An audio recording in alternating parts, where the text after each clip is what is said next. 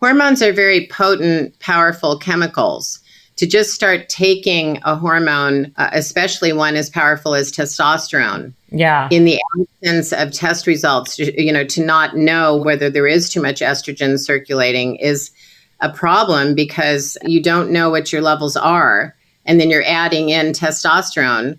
What if that is just serving as more substance for conversion into estrogen? Now, there are things people can do, especially men can supplement with zinc because zinc is an aromatase inhibitor. There's also progesterone actually inhibits that conversion. Cruciferous vegetables and all of those things can be steps that you take before you go for the testosterone. It's just as important to women, but I think men feel it more in a way that they may not understand what's happening to them. So awareness becomes the most important thing. It's not a much talked about subject. You hadn't heard the word andropause, so there you go. Today we have Candace Burch, who is a hormone health educator, right? Who, I don't want to misspeak. So can you give us a very brief background on who you are and how you became this hormone health educator? When you said, so that makes me think, who am I? Who are you? Who am I? Well, I am a mother of two little girls. When they were little, I went into that, the hot flashes and the night sweats and the mood swings that come with hormonal change as you age. And I had been a journalist. I have a master's in health education. So I had been living in England, working on in publications, journalism, with deadlines all the time. So lots of stress. And I got to this place where I was just a screaming Mimi. I was just having a mood swing every 20 minutes and a hot flash in between. And I always tell the story about my daughters, looking at me with tears in their eyes, like, mean mommy, who are you? And at a certain point I realized I need to get a handle on what's happening with my hormones, because I was in that mid 40s range. About that time I came to parenthood late. I had my Ryan, my youngest, when I was 41. So, it was, wow. It was pretty much a collision of when I went into menopause, my kids being teenagers, and it was chaotic. And then, my husband was also sort of entering what we call andropause, the male menopause. So we had some stuff going on in the house, and I just thought, I've got to learn about this. So I started reading books, and I actually, long story short, became connected with Dr. David Zava, who had started a saliva hormone testing lab, which has been one of the more common, easy ways to test hormones non-invasively and to determine what your levels are and how they correlate with symptoms. Gives you a world of information. At the time, I didn't even know there was such a thing as a hormone imbalance. The whole idea that you could have imbalances, that it's not just about menopause and it's not just about women, it's about men and women. We share all the same hormones, just in differing amounts. But, I started learning all this, and it just got to be something that I decided to specialize in. So that's where I am now. I worked for many years as the director of education at this lab. We tested millions of people. The lab has tested 10 million people now. So I've seen lots of test results. I've talked to a lot of people. And now we have formed Your Hormone Balance, which is a testing and consulting family business where we test people's hormone levels, and then we talk to them and say, this is what this means, and that's why you feel this way, and that's why you've been feeling this way that maybe you got used to, but you should realize maybe isn't normal or helpful. So that's kind of my story. That's what I'm doing now in my, I'm supposed to be retired, but I don't think I'm definitely not. Yeah, wow. Well, that's amazing. Out there needing information and opening up this subject. There's a lot more awareness now than there was when I started 20 years ago. So, yeah, well, I think there's a few things I wanted to touch on that you just said. Number one, that you said something about male menopause, which I never knew was even a thing. It's called andropause, you said? Right. I've never even heard of that. What is that? Yeah, well, and so andro, as in andro, is the Greek word for male, and andropause refers to the pause in male hormone production as men get older. Just as women get old, as we get older, our hormones start to decline or fluctuate and decline. And then the fluctuations can cause excesses, deficiencies, declines. It's not just one thing or another. Think of a seesaw.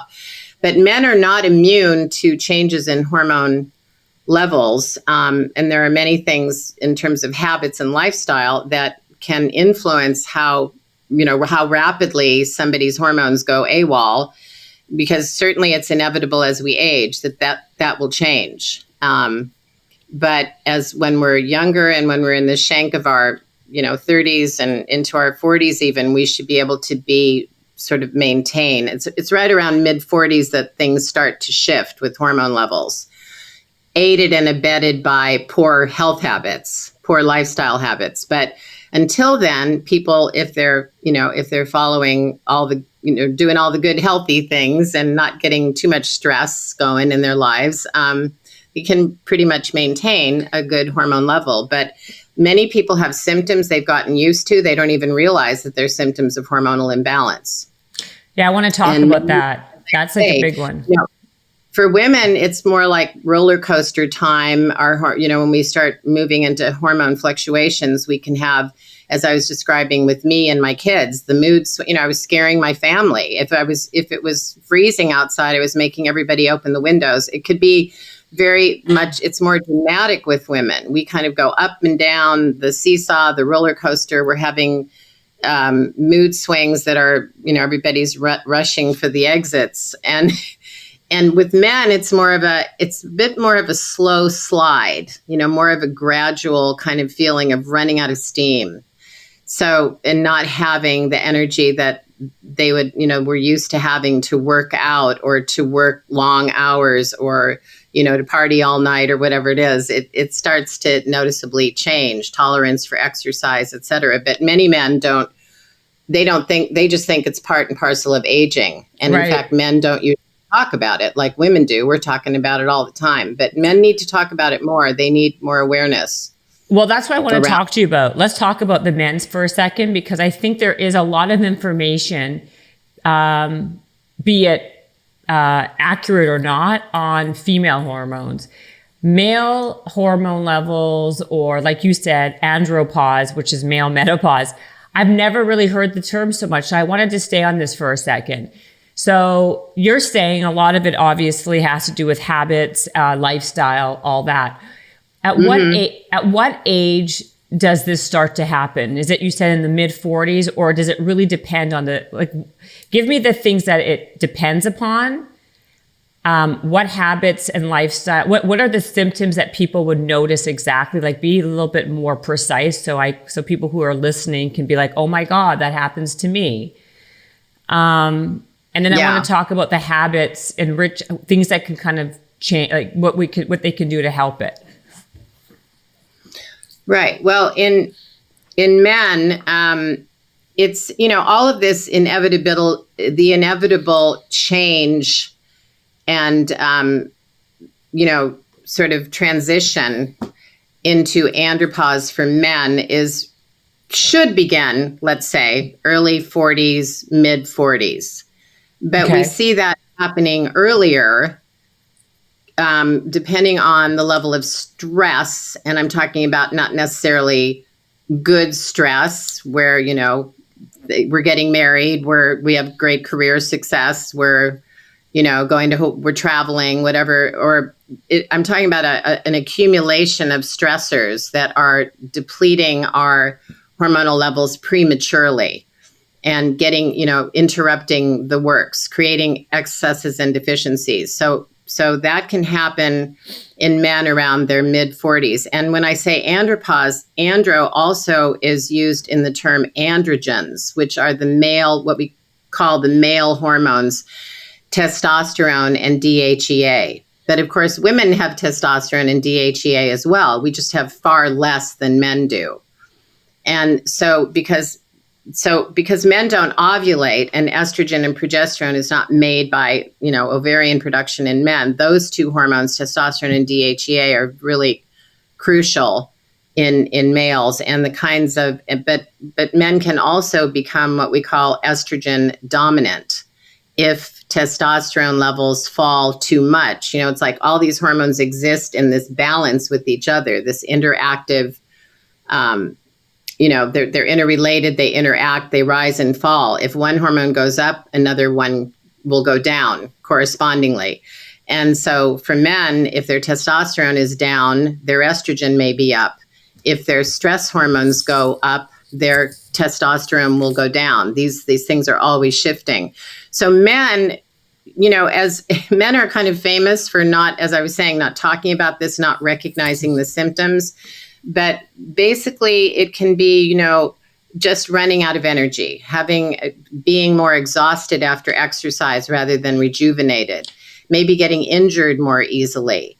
Not having the kind of tolerance for exercise that you had. A guy who's been lifting weights can't lift the same weights. His muscles are now sore, muscle soreness, muscle weakness, lack of strength, lack of stamina. Because the androgen hormones, what we call, as I said, the male hormones, but women have them too, are really connected to, they're anabolic. So they build bone density, they build muscle strength, lean muscle. We're dependent on those hormones for building and maintaining the structure.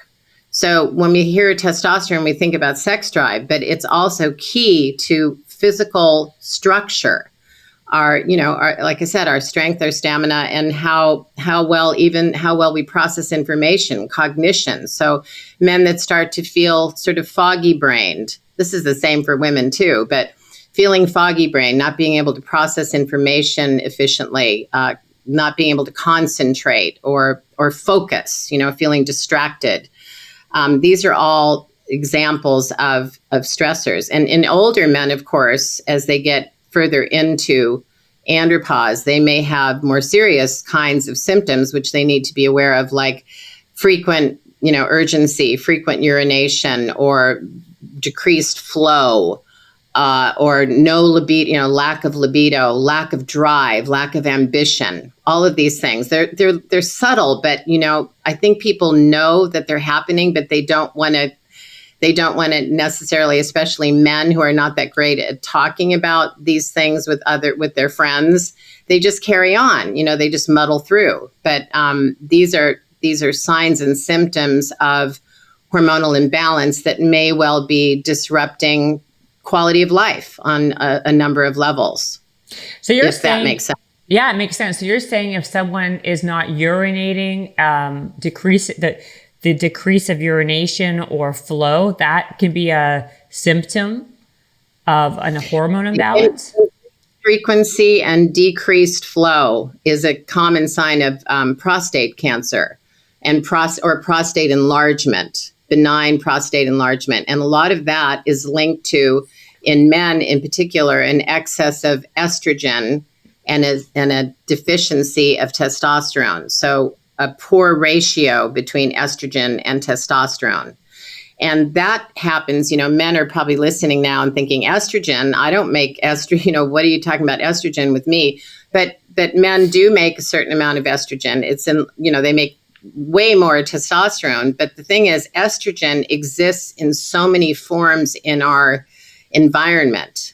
It is made in fat cells. So overweight men in particular can have high estrogen levels.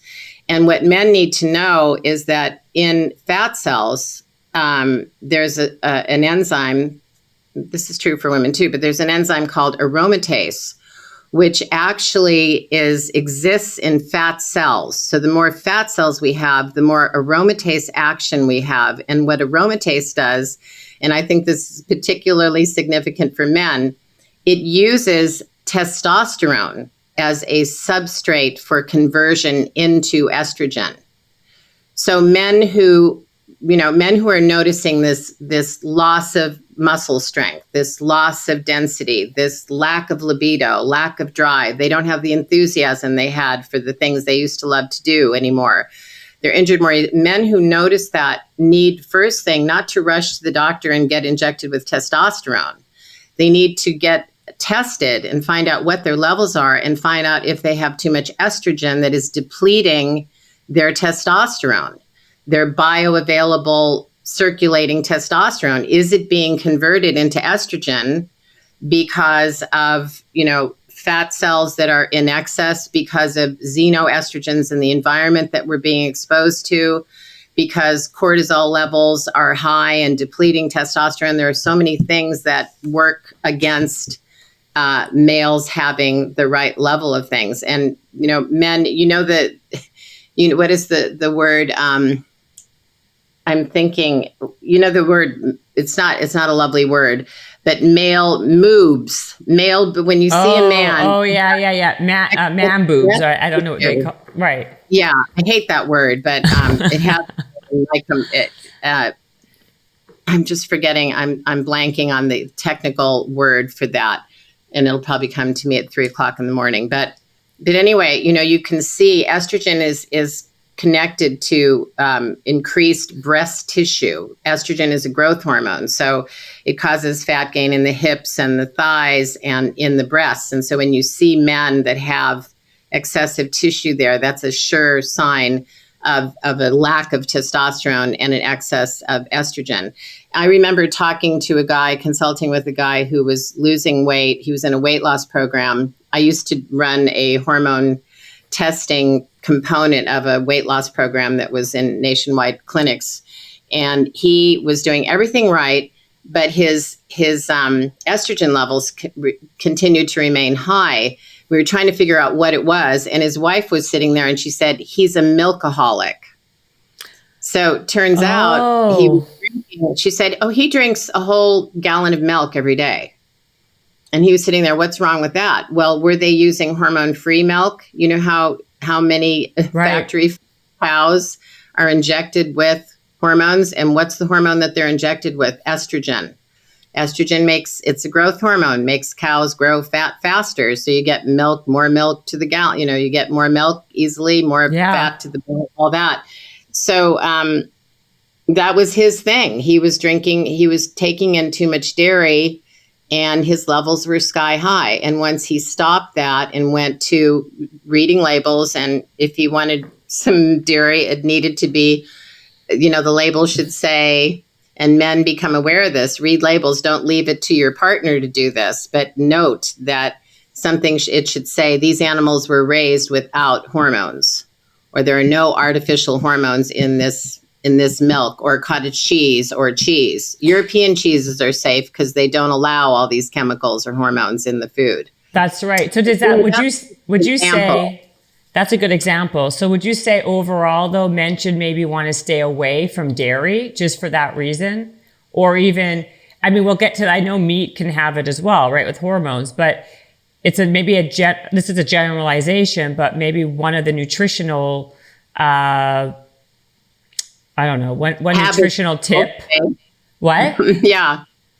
Well, a habit to cultivate would be to avoid excess milk intake or dairy intake, because not only, I'm talking about cows that are injected with hormones, but also a cow that is kept pregnant or continually so that she's constantly producing milk is producing a lot of estrogen. Right. Just naturally occurring estrogen. There can be 11 different substrates of estrogen in one glass of milk.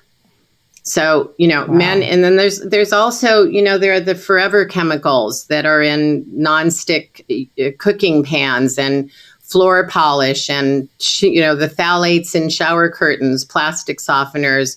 There's so many environmental estrogens. The fragrances that we use are loaded with chemicals that somehow get into the body, and they can attach to the receptor site of a cell where hormones do their thing. So if you think about a hormone, it's a chemical messenger that is bound to a red blood cell in the bloodstream. The body says, hey, he's working out.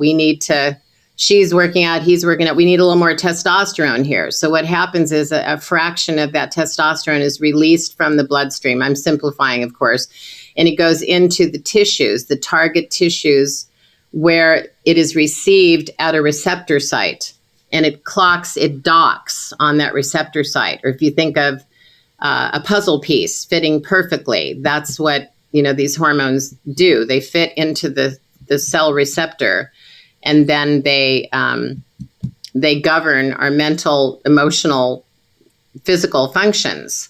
So getting that balance of hormones right and not undermining that action is so important for people to be aware of. No, I think that's real. Yeah, that's a good point. I think, that's why nutrition and what you eat and what you put into your body and also your environment is so, like, what kind of moisturizer you use, everything has, like, every action has a reaction, right? And so being cognizant of these things.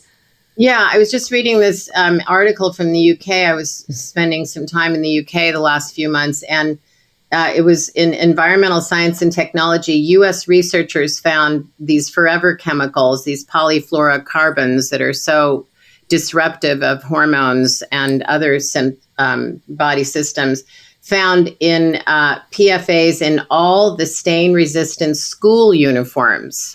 Wow. That they tested. Those labeled 100% cotton. So when you think about stain-resistant fabric spray on your couch, on your furniture, on your carpets, in your clothing, women use fragrances that are loaded with these things that, by the way, don't need to be disclosed. Men use aftershave lotions that are, that can be loaded with undisclosed chemicals that for some reason they can bind to that receptor site that I was just talking about. They can get in there, and though they do not fit the receptor site perfectly as a naturally occurring hormone would, what they do is they can bind to it well enough to be able to bump off the naturally occurring hormone that's trying to get in there. They can occupy that receptor site and then overstimulate the cell and create all kinds of disruption. And this is where we call xenoestrogens or xenohormones, xeno meaning foreign or unfamiliar to the body. We also call them estrogen mimickers because they're like they're imposters. They can pull off a hormonal reaction, but it's not the one you want. It's an overreaction, overstimulation. And if people are just not cognizant of these things and not watching what they're eating, what's in the products, the personal care products they're using. Shampoo is loaded. You look at the back of a shampoo bottle, it's got 52 ingredients you can't pronounce, and they all have X, Y's, and Z's in them. That's laureth sulfate. That's a good one to avoid.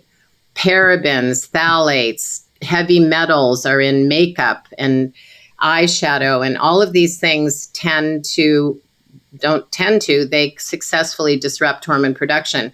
So on the conversation around men, what men need to know is even though they're not ovulating and producing ovarian hormones, they too have gonadal hormones produced by the male sex organs, and they need to be supported with the right attention and awareness so that we're not compromising our natural ability to do, we should be able to produce optimal amounts of these hormones, especially men and women in their 20s, 30s, and then into their 40s. As things start to fluctuate, that's when we have to take some tender loving care of our bodies, our adrenals, and start really becoming diligent. So does that mean it's not enough just to kind of take tests?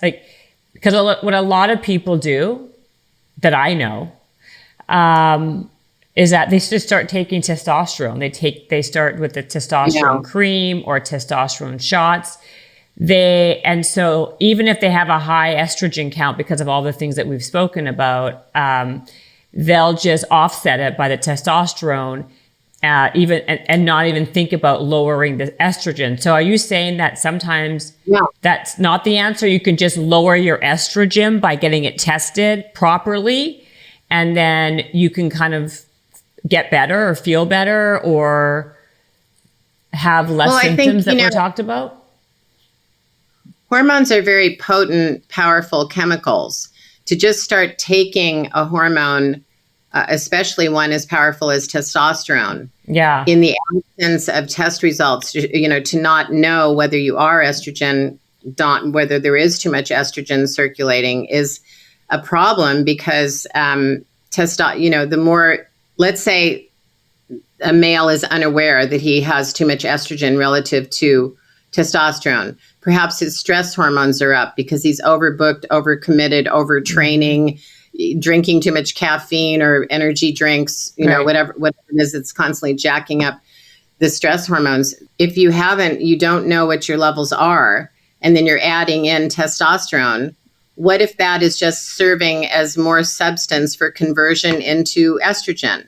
You could be creating a vicious cycle. You're adding in testosterone through a pellet or an injection, and you're actually creating a nice little amount of, a seed bed for more conversion of estrogen, a conversion of testosterone into estrogen. Now, there are things people can do, especially men need to think about using zinc in their, men can supplement with zinc because zinc is an aromatase inhibitor. And it has been shown to inhibit that conversion. There's also progesterone actually inhibits that conversion. Fiber in the diet. There are, eating foods that are full of cruciferous vegetables that contain an enzyme that actually helps to ferry excess estrogen out of the system and helps to metabolize estrogens properly. So there's something called DIM. That's another supplement, which is like eating 2 pounds of broccoli. If you're not getting enough cruciferous vegetables into your diet to help move that excess estrogen and reduce that estrogen burden, then you can use DIM as a capsule. And all of those things can be steps that you take before you go for the testosterone, especially, and the men you may be talking about may be in their 30s. Do they really need to be injecting testosterone? Probably not. Strength training, of course, increases lean muscle mass, which then triggers the release of testosterone. And there's no evidence that, I think overtraining isn't going to create an excess of testosterone, but what it's going to do is create an excess of cortisol. And excesses of cortisol trump everything. If cortisol is high, then testosterone is usually depleted.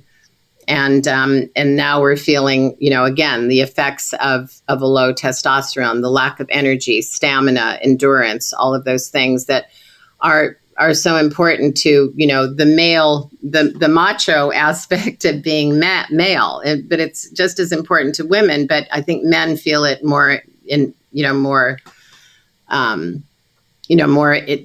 way that they may not understand what's happening to them. So awareness becomes the most important thing, education and awareness. And we have a guide. We have a lot of educational information that is assisting men in knowing more about that, because it's not a much talked about subject. You hadn't heard the word andropause, so there you go. Right. So my question is, let's stay on this on the estrogen, testosterone, cortisol part, because my question is, now you've kind of given us a good idea of on the men's side.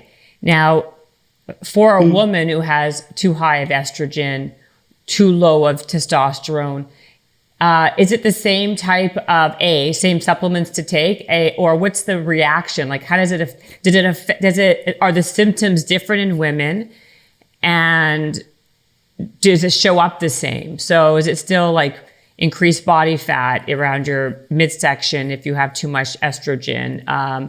Are you fatigued? You get sore when you work out? Like, what is it the same? It's slightly different. I should mention also that in women, women are famous for having PMS and mood swings and, emotional ups and downs. And, right. And they often talk about, my husband or my partner doesn't know what to do. Should he move out for the week that I'm having my period? It's just, but men also get, one other thing I should mention is they get more emotional. And, that's similar to women. They can have mood swings. They can feel down or depressed or just moody. Men can too. Yeah. Men get It's PMS. The similar symptoms. They're not getting PMS, premenstrual syndrome, but right. their hormones, when their estrogen is, a high estrogen in women is very much associated with PMS, mood changes, bloating, weight gain, hips, thighs, bottom,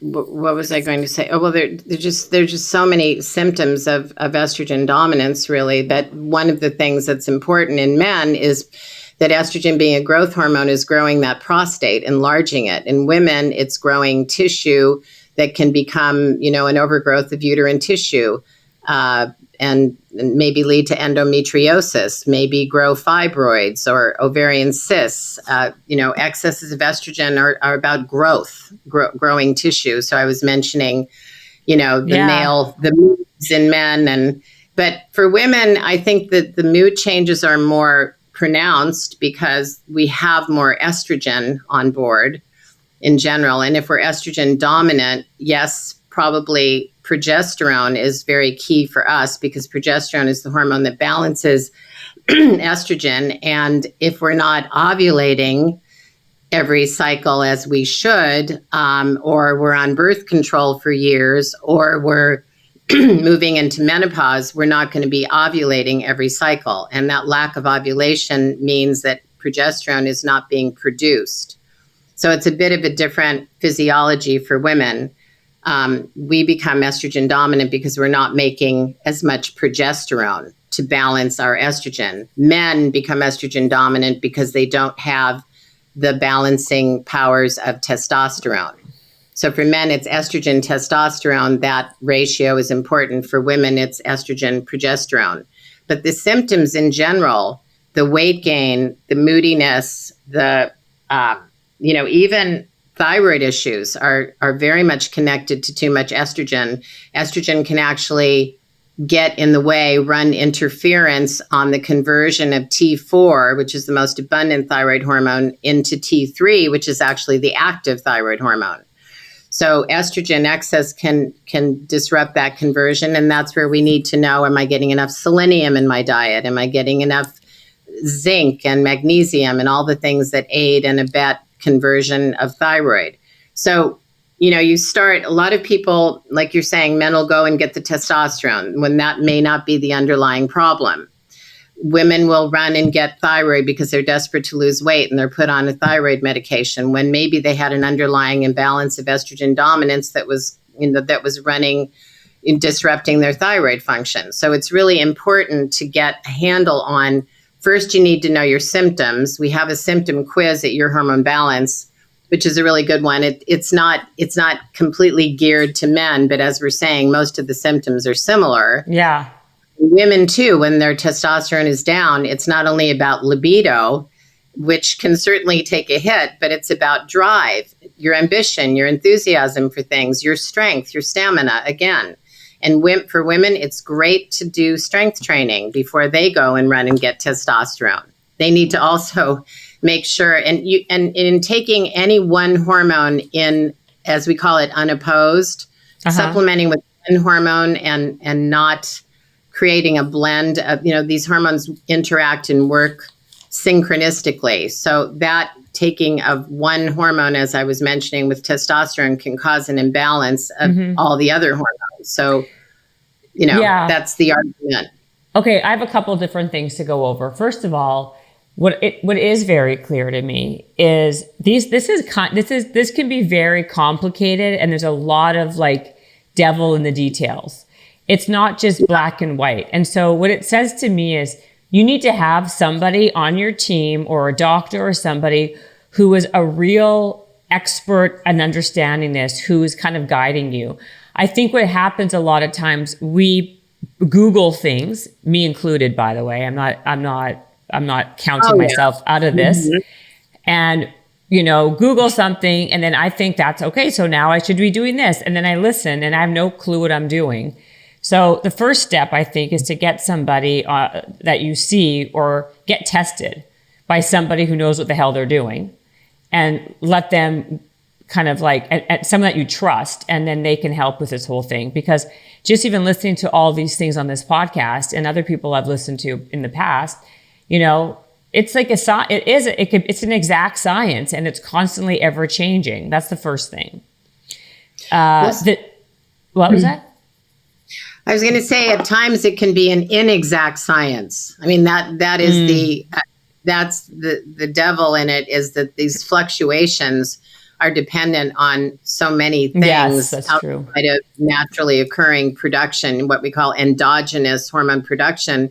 We're looking at exogenous things from the outside that are affecting that. So it's an inexact science, and it is challenging to try to to try to find that moment in time. With women, we test them at a certain time in their cycle. So we can be, very precise we have to be, because we have to see it, are they ovulating? Are they producing progesterone? What's the relationship between estrogen and progesterone, and looking at all the other hormones. With men, they can test any time, but we also, when we collect samples, they are collected at a certain time of day. So morning, noon, evening, nighttime tells us how these rhythms are flowing, how, especially adrenal, cortisol, stress hormones. So That's anyway, you were saying. Yeah, no, I was going to say also the type of testing. I think that I heard that taking a blood test is way more accurate than taking a swab of saliva. Now they're doing poop testing for that stuff. In your opinion, what is the most accurate way to test your hormones? So I'm in the saliva camp because that's been my training and my background, and it's the simplest way to start with testing. Okay. For one thing, the difference, if we just start with the difference between the standard blood draw and a saliva test. So a standard blood draw is going to often cause stress just because it's invasive, because there are needles involved. That can really skew test results, especially when we're trying to track the adrenal diurnal curve. Also, blood testing is looking at the reservoir of hormones that are in the bloodstream. It's not looking at the 2 to 4% fraction that is leaving the bloodstream, as I was describing before, upon signaling. We have all these signaling systems and feedback loops, and the body instructing the need for hormones here, there, and everywhere. That fraction that leaves the bloodstream becomes active in the tissues of the body. And when they're in salivary gland, which is tissue, we can capture that saliva sample of a hormone that's on its way to the target tissues where it does the actual work. So this is active bioavailable levels that we're testing in saliva, which are not tested in blood, unless you ask for a free, you can ask for free levels to be tested, but the average doctor does not test free levels of hormones. And in fact, they usually don't test all the hormones that interact. They usually test just follicular hormones or luteal hormones in women, and probably just testosterone in men. They're not looking at the estrogen and the other levels that are so important. So we're looking, first of all, it's non-invasive saliva. It's convenient. You're testing at the right time of the day and throughout the day, the same day. If you're a woman, you're testing at the right time of your cycle. You're testing bioavailable active hormone levels that will now correlate much more closely with the symptoms you're experiencing. Too many people get a blood test and are told, oh, your levels look good. You're looking at a reservoir of hormone in there. You're not seeing what fraction is actually active, and it's not being correlated with your symptoms. Not usually. Saliva testing is asking you in our requisition form. We ask people to list, there's like 144 symptoms there. We're correlating symptoms with your levels. You never get that with the blood test. You get a level, you get a number. What does it mean? How is it how is it related to how I'm feeling every day or why I'm not feeling myself? So I think those are the, bioavailable active levels are being measured, non-invasive, convenient, optimal timing, and a great start. There are other tests, there are urine tests that go much deeper and look at metabolic pathways. How are hormones being metabolized? Which pathways are they going down? That can be a great next step. Yes, now people are doing poop testing. All of these tests test different things. They're looking at different aspects of the hormonal picture. But I believe that saliva is the lab I worked for so many years has now tested 10 million people and continues to test more. We can send the kit to your home. You can test at the right time. These are all in the privacy of your home. That's all really important and easy to do. And then the results come back chock-a-block with information that you can use. And hopefully people who test with us anyway will book a consult because we can talk to them. Or we can talk to people that have existing test results. But that's the important part, is understanding what your results mean. We also can refer people to providers in their area if there are providers in their area. That's part of the reason why testing like ours can work, because not everybody lives in an area where they can talk to a functional medicine doctor that's really savvy or trained in hormone testing and rebalancing. Okay, so and so are you saying that the answer is not always, like, I had a blood test done at one of these places, a bunch actually, and all the tests come back that I'm like, my testosterone, maybe this is like too much information, but whatever, is really low. And so it could be because I have a lot of heavy metal poisoning, I eat a lot of fish. So that could be a reason why my testosterone is low. Like you were even saying the same thing. It could be a lot of environmental things, what your eating habits are. Point being, if I don't want to be on testosterone medication, which I'm not, by the way, there are lifestyle changes that I can try to help it, right? Also, right? Okay, so let's talk about that for a second for women and testosterone. What do you feel about women going on testosterone? Because I feel that it's not as like simple. Like women, I believe there's a whole thing right now about it'll help with like lean muscle mass. It will help with energy. It'll help with all these things. But there's a lot of downside and different side effects for these things. So that's why I'm not a big advocate for just going on a hormone replacement thing. So what are some of the things that people can do lifestyle wise to increase women for their testosterone? Why can that be?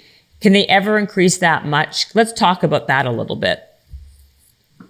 Can they ever increase their testosterone levels that much by supplementing? I'm asking, I guess my question is, women in middle-aged women or people in their 40s, when their testosterone dips, besides weight training, what can they do besides just going on medication?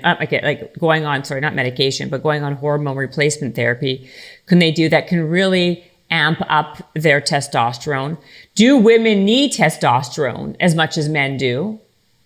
I want to talk more about testosterone and women for a moment. Yeah. Well, I think women need if women do need testosterone, and some of the symptoms of that also can, low testosterone can go along with low estrogen, where there's a lot of dryness and, all the deficiency symptoms I talked about can also be accompanied by vaginal dryness and a lot of discomfort, which makes the libido compromises the libido even more. And so women, of course, want to think about maybe getting some testosterone. But again, like with men, it's important first to understand what the whole picture looks like. The picture is estrogen, progesterone, testosterone, DHEA, which is the precursor of testosterone, and cortisol levels. So if cortisol levels are high or out of whack, that's going to reduce testosterone levels. If DHEA is low, that's going to reduce testosterone levels because DHEA is the precursor of testosterone. So the substance from which, testosterone is derived, and all these hormones break down to other hormones. So you I'm want to writing notes. establish. If progesterone is low, then you're losing out on the great balancer benefits of progesterone, which can also give a little poke to, boosting testosterone levels. So there are so many things that can be done. And I would say, before rushing to the testosterone injection, and many women that I've talked to have done Soto pellet, they've done pellets that have been injected to their bottom, and they feel absolutely fantastic for the first month or so. But these pellets are injected for maybe 3 to 6 months. And what they do is, you go from hero to zero. So you're feeling awesome. You're down at the corner going, "Hey, sailor." It's like you're feeling just top of the world. But most of the women I talk to get into situations where then, as the pellet, the substance decreases over time, now they're feeling the effects in spades, the symptoms that we're talking about of deficiency, and feeling really awful. So but why can't they just get the pellet? So I know what you're talking about. So for people who don't know, you could take a pellet. You basically, they can put it in your butt, like on your butt cheek.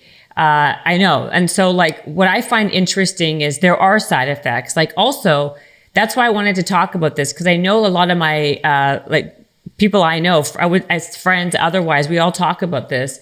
And you can also gain weight from taking testosterone. You can get acne from testosterone. Like, it's not just like people are looking at things that are like fast fixes, like, oh, I'm getting older. I have a low testosterone. I'm just going to go and take a shot, a cream, a pellet. And like most people I know don't feel great, even though that's like the sales.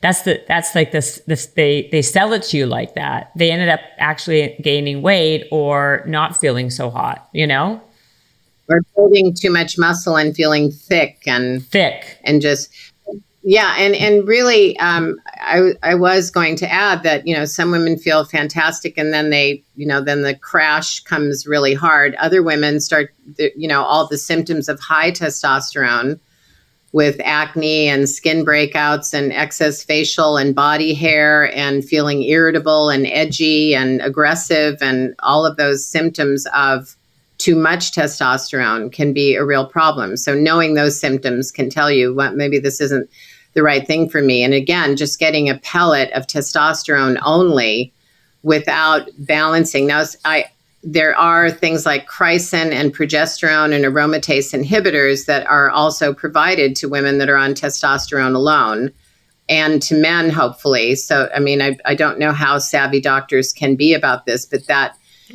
it's important to provide something that's going to inhibit that conversion of testosterone to estrogen, because certainly just using testosterone is going very possibly to lead to that. And the other part of this is, are your stress hormones out of whack? What's going on with the cortisol levels? Are they high so that they're disrupting testosterone production? And are they high because your life is high stress to the point where stress is kind of taking center stage in your life? And I try to point out that, our bodies there's such a thing as stress resilience. We are physiologically equipped to deal with acute stressors, someone cutting us off in traffic, getting injured, getting sick, having an emotional breakdown, whatever it is. We can bounce back from those things because our system is equipped to deal with every living thing has to deal with stressors. It's all those internal, external stimuli that we have to respond to. It's when stress becomes distress, or when it becomes, when we get what we call an allostatic load that is burdening us down, where stressors, that rubber band, that elastic that should bounce back, is now stretched to the maximum. And that's when we start to see, in the beginning, you'll see high levels of cortisol, often at night, where people their levels are the reverse of where they should be. We like to see cortisol high in the morning and hanging in there at noon, and then slowly, gradually dropping to lower levels evening and night in preparation for, calming and sleep and all of that. But instead of that, we often see high levels at night and low levels in the morning, which is the reverse of the cortisol picture we want to see. Or we may see cortisol levels that are high across the board, like they don't follow that normal gradual decreasing of the diurnal curve over the day. And so they're just kind of elevated all the time. And that sort of thing is going to be you're going to see a low testosterone on a test result like that. And often people that have high levels often don't sustain those over time. You can only go so long operating at, warp speed. What was the old thing? Burning the candle at both ends, not making time. I notice when I talk to people now that a lot of people don't know how to relax. They don't know how to turn off the computer.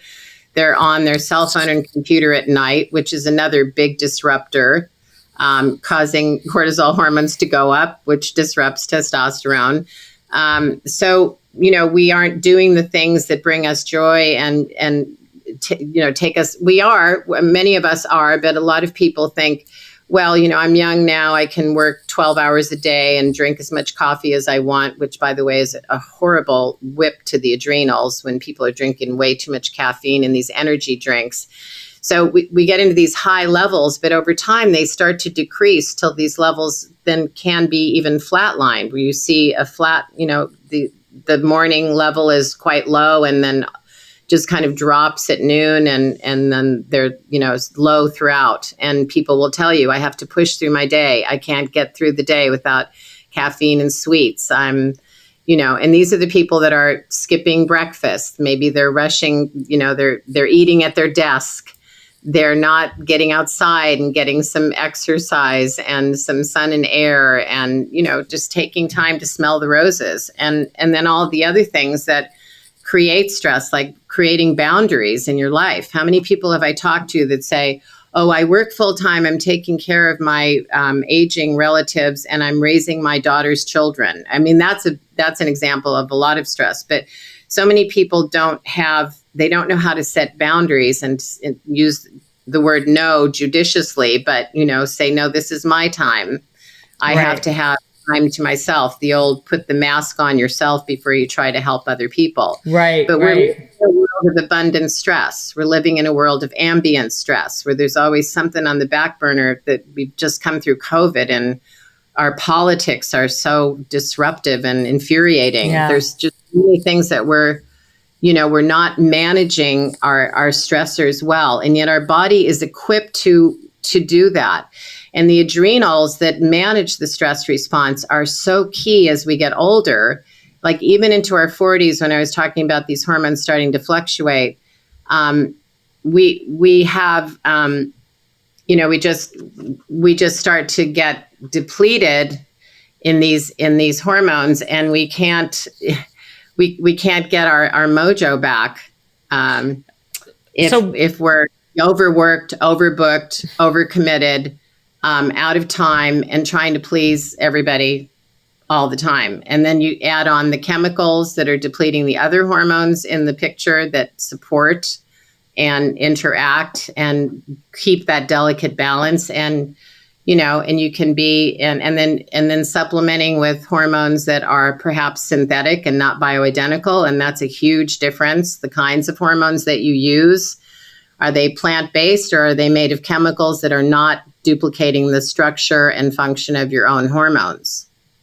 I know synthetic versus bioidentical is a whole other thing, right? It's another thing, yeah, because bioidentical hormones are available.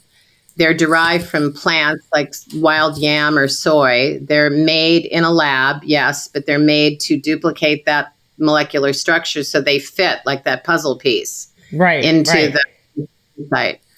And they're usually applied in Goldilocks doses. So you're just either as a topical cream, a gel, a sublingual lozenge perhaps, and they should be in doses that are just physiologic. So you're trying to mimic Mother Nature. You're just replacing what your body, or replacing or replenishing what your body is lacking. So and you're not really take too much or jack yourself up to a point which is what can be a problem with testosterone. Sometimes it like we were talking about, it can be given in high doses. We don't know always that it's bioidentical, and it's not being used in concert with the other hormones that it should be supported by.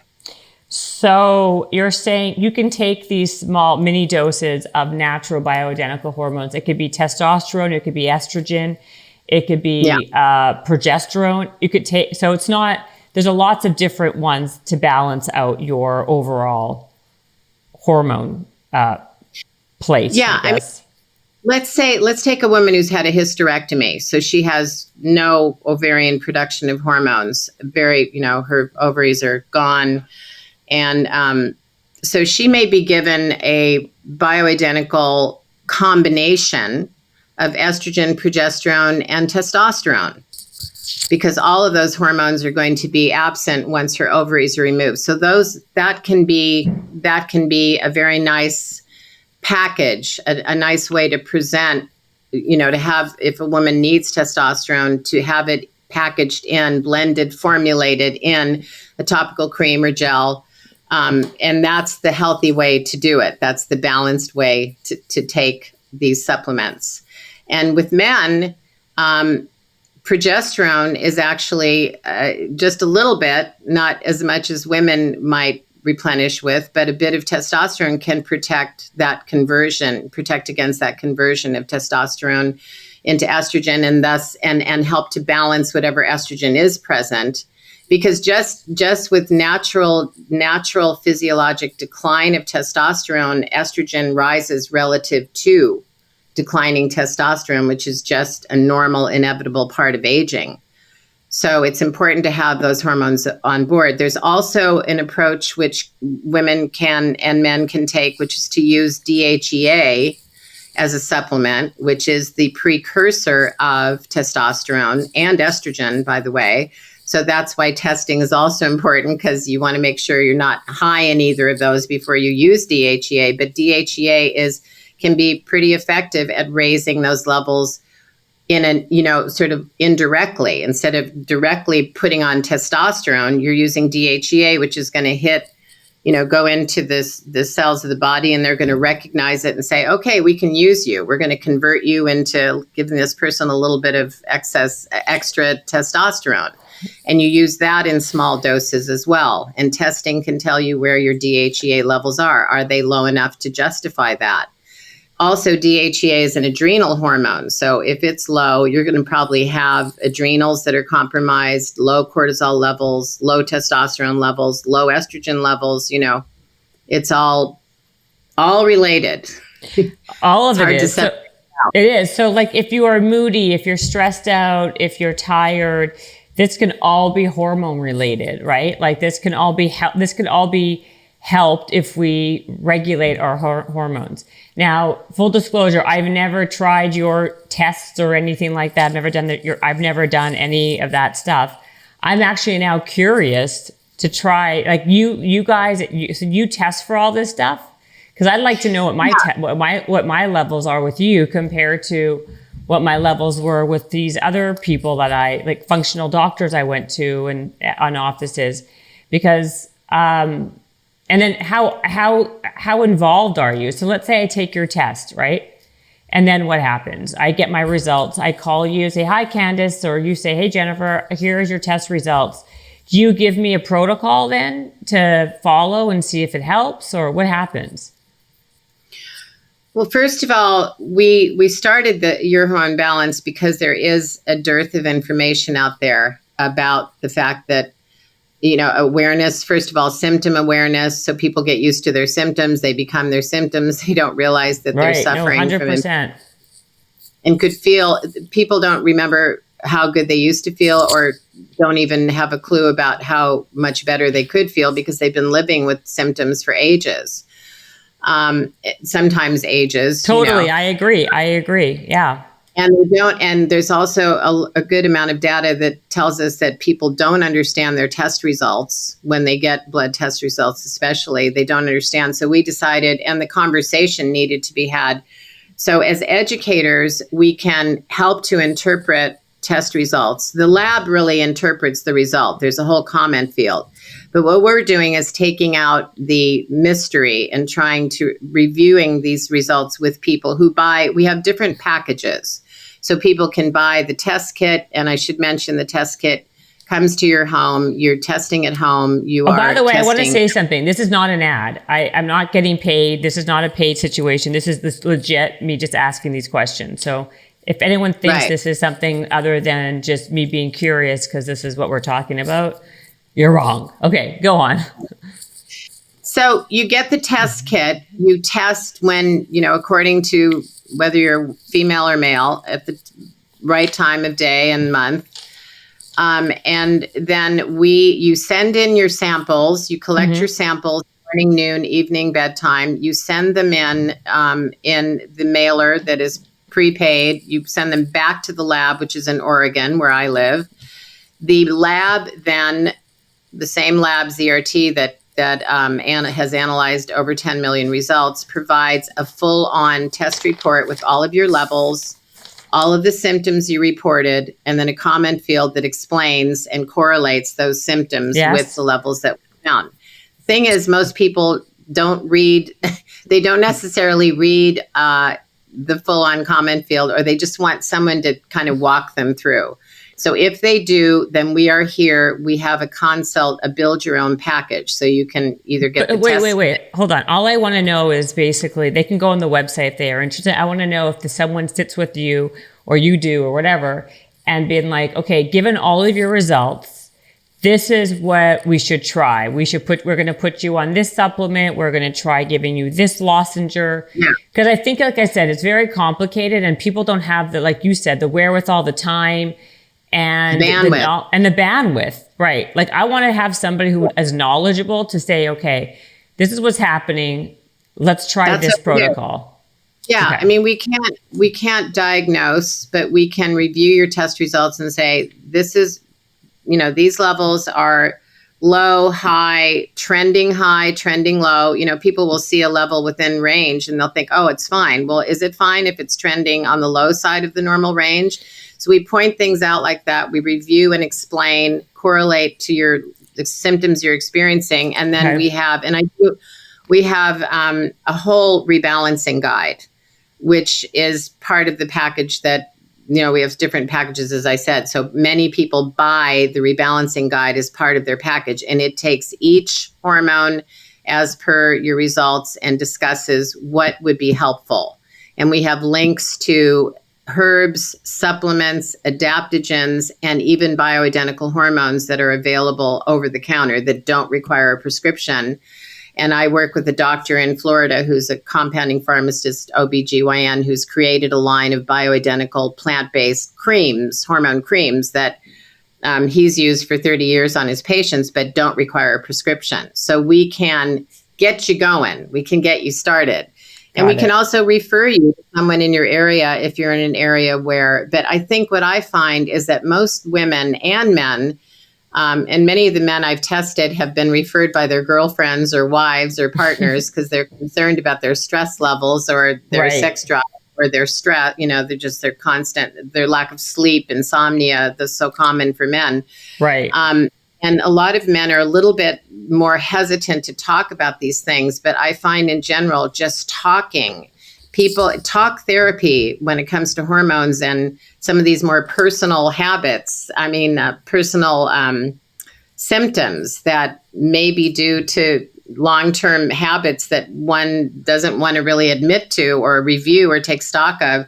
We can start to do that in this conversation. And I think it's really revealing and helpful to people. And they feel comforted that they've been listened to.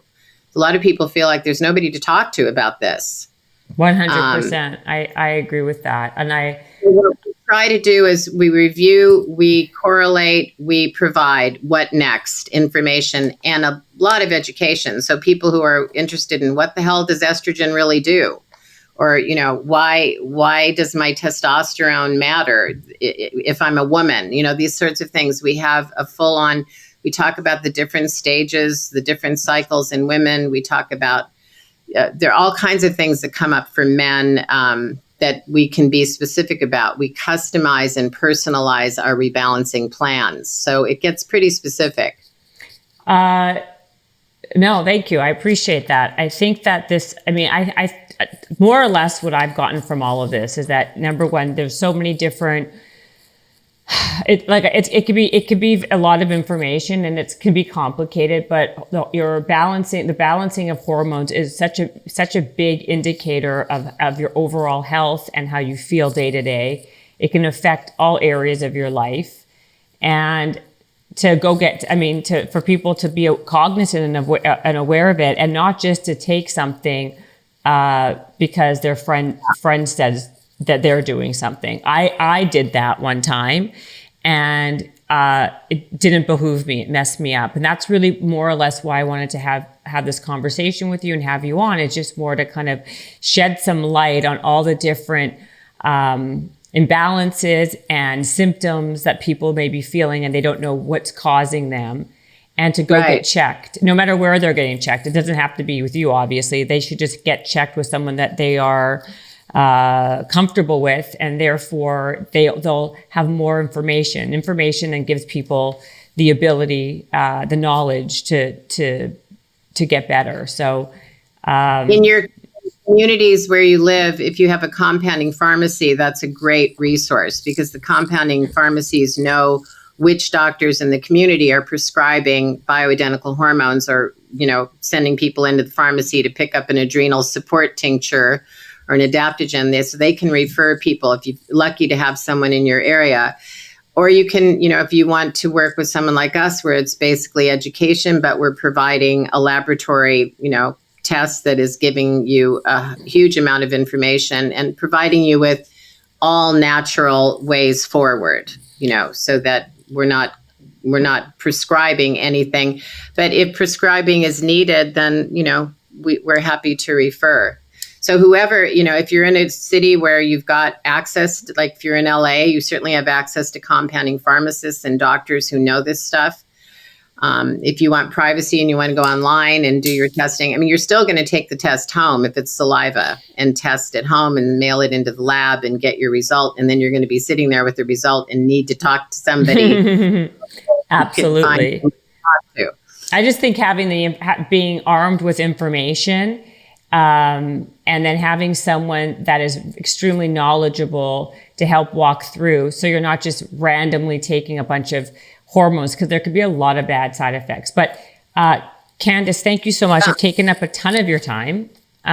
Where do people find out more information if they want it? Do you want us to give your website, or? Yeah, just yourhormonebalance.com. We have a symptom quiz on there, which is most useful for women. Men will find it helpful. Love to give a code for Habits 50 for $50 off any test kit that we've got up there, test kit package. We also have a Black Friday sale coming up. And then we've got a great Instagram at Your Hormone Balance, so people can find us there. We're constantly trying to put out more information, learning more, putting out, the latest news you can use. This is what we're all about. It's just spreading the word that, there is an andropause, there is a menopause, but they're in between. When we're not in those places, what are we doing to remain resilient and to have the most optimal hormonal balance? It's one of those fundamental pillars of our health and longevity. Absolutely. So, thank you so much. Thank you so much for coming on. I appreciate that. Sure. Thank you so much for having me on. Any chance I get to spread the message, I'm here. Thank you for watching Habits and Hustle. Please watch another video here and subscribe to the channel if you haven't already by pressing the button below. Visionaries, tune in, you can get to know them. Be inspired, this is your moment. Excuses, we ain't having that. The Habits and Hustle podcast, powered by Habit Nest.